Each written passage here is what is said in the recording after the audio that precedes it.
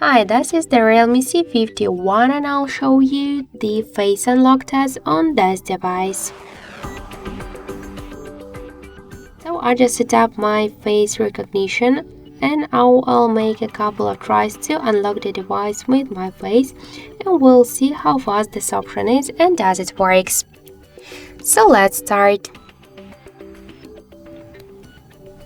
Okay, 1, 2, 3, 4, 5. So as we could see, the face unlock works here fast and correct, and just unlock the device with just in 1 second. This is the good result for the face unlock, but don't forget that the face unlock is less secure than the passcode or pin code unlock methods.